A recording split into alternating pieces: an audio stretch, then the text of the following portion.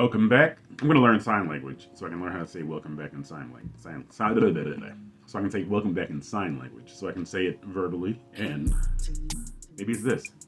Welcome back. I don't know. Anyway, this is The Great Expanse by John Bat 426. So happy for all my subscribers. So happy for prospective subscribers. You guys that watch the videos and don't subscribe, all good. I'm glad you're watching them. It would really help if you subscribe though. If you've liked the videos that you've seen thus far without subscribing, hit the like button. If not, hit the dislike button. Share this video with other people that you know that like comic book related stuff as much as you do. Subscribe to the channel, please. Hit that bell for notifications. Which one? All. Not personalized or the one underneath, but all. So the next time new videos drop, you'll know by the second. I'll know by the voice. I kind of stretched it out a little bit and added some new dimensions or new metrics to the one breath challenge, but I still did it in one breath. So I was still the champ. The one breath champ, that is. So I was perusing the internet, or the interwebs, as some people say comically, and I came across this. Pause. MCU X-Men movie gets exciting production update. As far as I know, there are no MCU... Sorry, notifications on other devices. So let's turn you off. Probably should have done that before the video started. But as far as I know, there are no MCU X-Men movies on the slate other than Deadpool 3. So I'm going to assume this is about Deadpool 3. The website is The Direct. The headline reads, MCU X-Men movie gets exciting production update. I may have already said that. And the author is Richard Nevins. I think we've done articles by Richard before, so let's get right into it. The X-Men inched closer to their first major movie in the MCU in the latest production update from behind the Marvel Studios curtain. The X-Men's presence in the MCU has started to come into play over the last few years thanks to Ms. Marvel's change to her origin story in her solo series and Professor X leading the Illuminati and Doctor Strange 2, amongst other moments. I'm going to stop right there because you know how I feel about the Illuminati sequence in Doctor Strange and the Multiverse of Madness. Garbage! Garbage! I hated it. Let's move on. Additionally, the animated X-Men 97 will continue the team's legacy on Disney Plus in early 2024, okay? While progress is also being made on Deadpool 3, although the team itself could still be some time from their live-action debut. And this is probably because of the Screen Actors Guild and the Writers Guild of America strike, which recently came to a close, all right? I think they've reached a preliminary agreement, I think. And I think it's all going to be ratified and written out to the fine points and details and all the bells and whistles. And we'll talk about that later, okay? Officially, the first mention of the mutants came from Marvel Studios president Kevin Feige at San Diego Comic-Con 2019, although he noted that these heroes were still a few years out at that point in time. Kevin, get the X-Men out immediately. Okay? So, the second headline, okay, X-Men movie gets production update. That was the first headline, so why are we wasting enough? Anyway, let's go. Deadline shared the latest status update for the MCU's first major X-Men movie, which hasn't officially been announced yet. With a deal in place for the Writers Guild of America after the recent writer's strike, Disney is looking to set up writer meetings this fall for pitches on the first new X-Men movie produced by Marvel Studios. So this entire article is cap. It's fluff. It's bleh. That film doesn't have an official release date, so Marvel is looking to take its time signing a writer for the new X-Men reboot with an announcement likely to come in early 2024. Previously, Marvel Studios president Kevin Feige spoke at the world premiere event for Black Panther: Wakanda Forever about the prospects of the X-Men joining the MCU. This came shortly after the group was name-dropped for the first time in the She-Hulk Attorney at Law Season 1 finale, and a month after Ryan Reynolds confirmed Hugh Jackman's return as Wolverine in Deadpool 3. That's the MCU X-Men movie I thought they were going to talk about here. Feige himself echoed She-Hulk's answer by saying he didn't know when the X-Men would join the MCU, but he teased that they're getting close with everything going down in Deadpool 3. I hope I remember this point, okay? That's what Jennifer Walters just asked the robot in the final episode of She-Hulk, and I'll give you the same answer that he gave, which was, I don't remember. No answer, I think was what he gave. Yes. But Deadpool and Wolverine, you know we're getting close. For the time being, it appears that the MCU's rebooted X-Men will be at least a couple of years out, although there will be plenty of mutant-related plot points coming sooner than that. Deadpool 3 will be the biggest X-Men-related project once it starts production again. There are sure to be a few legacy appearances from past stars in that movie and in 2027's Avengers Secret Wars. And with a small chance that newer mutants could get introduced alongside Ryan Reynolds and Hugh Jackman, that could set the stage for revealing more information about the MCU's takes on these characters.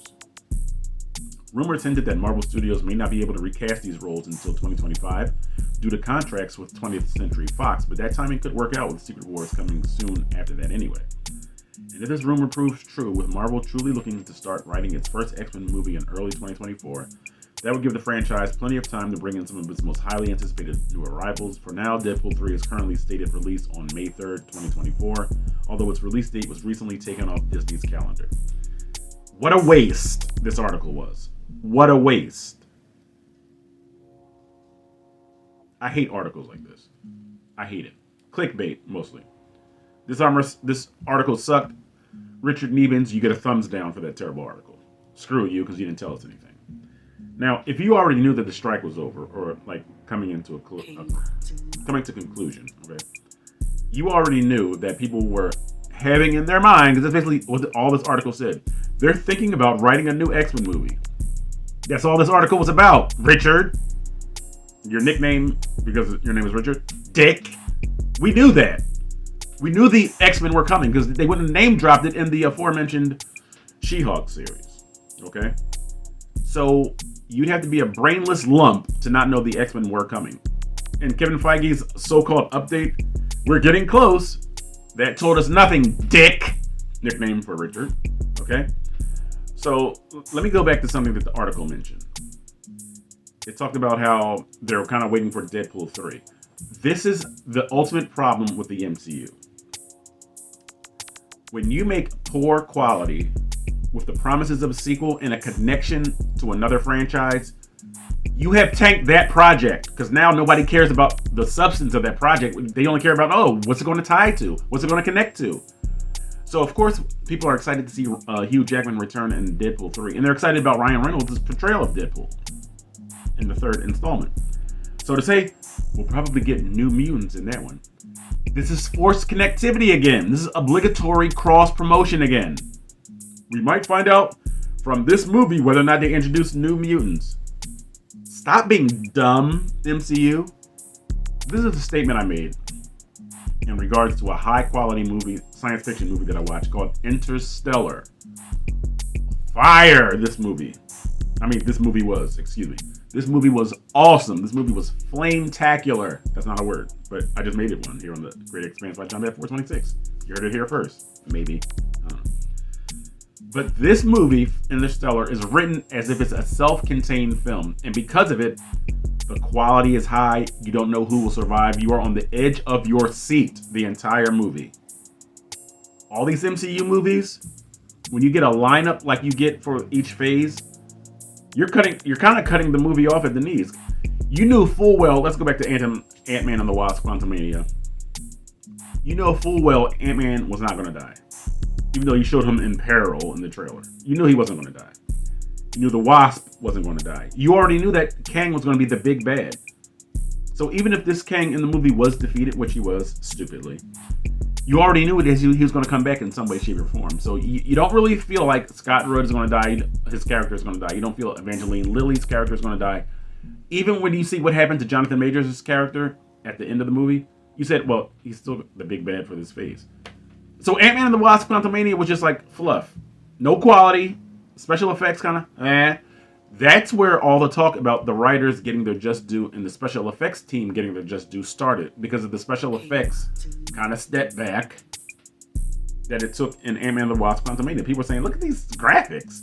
And other people were saying, hey, we've been in the studio day in and day out. And you're like, really? And for what you rendered for that movie? So MCU, you better get your act together. Disney, better get your act together. All this obligatory cross promotion, it's stupid. And see, now they're doing it with Lucasfilm. With the Ahsoka series, it's like, and again, this is not a Star Wars channel, but I'm making a point about this forced obligatory cross. I'm saying promotion and marketing in the same word. So forgive me if I keep jumbling the word together. It's kind of the same thing though. But it's like, okay, the Ahsoka series. Oh, did you see Rebels? Then you'll understand this person and that person. Oh, did you see the Clone Wars? Well, maybe you should go back and rewatch it. You don't have to do that for high quality movies like Interstellar. You watch the movie, you enjoy it, you consume it. And it's high quality.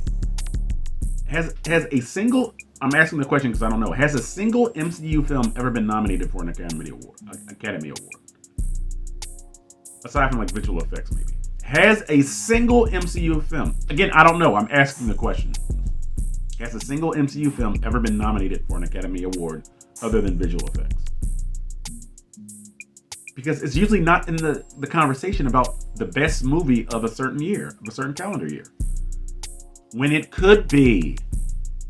It absolutely could be.